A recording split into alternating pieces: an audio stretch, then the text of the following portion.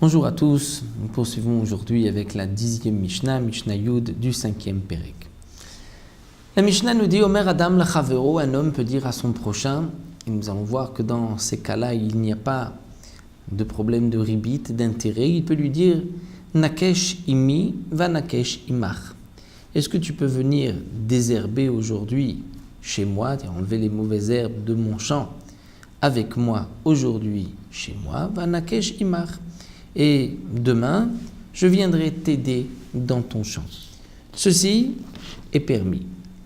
Ou bien ador imi. Ador, c'est faire un trou autour d'une vigne,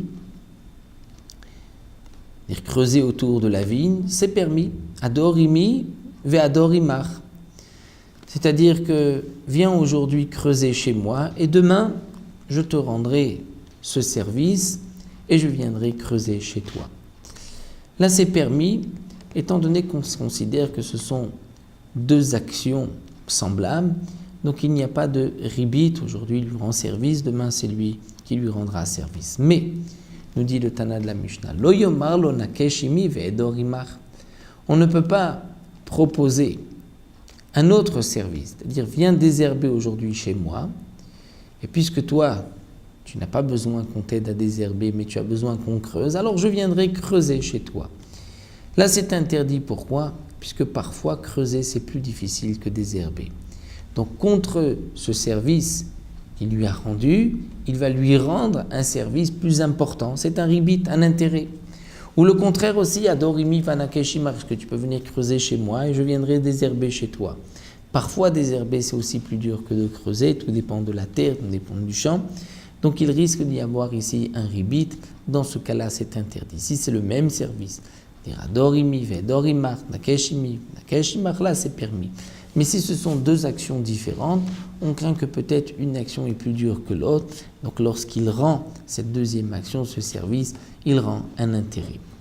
La Mishnah précise Kol yemei garid echad, c'est-à-dire pendant toute la période de garid. Garid, c'est l'été où la terre est sèche et il est facile de creuser.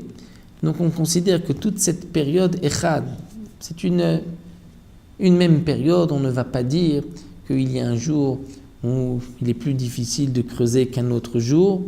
De même, kol yemei revia echad, pendant toute la période de revia, c'est-à-dire des pluies, où le champ est humide, le travail est plus difficile, mais toute cette période est considérée comme une seule période. Donc on peut échanger des services dans la même période. Mais, lo yomarlo, un homme ne pourra pas dire charosh imi bagarid, viens labourer chez moi pendant la période sèche, vanir charosh imarbe revia, et je viendrai labourer, t'aider à labourer dans la période revia de pluie. Puisque le travail est plus difficile, il y a là un ribit, un intérêt. Rabban Gamliel Omer, Rabban Gamliel rajoute et dit Yesh ribit mukdemet, yesh ribit meucheret. Il y a un ribit mukdemet à l'avance. C'est-à-dire on peut parfois donner le ribit à l'avance et parfois le payer meucheret plus tard, et c'est aussi interdit. Aussi bien mukdemet que meucheret. Ketsat, comment Natane vlvot himenu. Des Réhouven se dit tiens, je vais emprunter de l'argent à Shimon. Donc il attend le moment propice pour lui emprunter de l'argent. Entre-temps, Hayam Eshalachlo, il lui envoie un présent. Veomer, il lui dit Bishvil shetalveni, je t'apporte ceci parce que j'attends de toi un service que tu puisses me prêter. Ça, c'est interdit. Zoribit mukdemet. Pourquoi il lui envoie ce présent?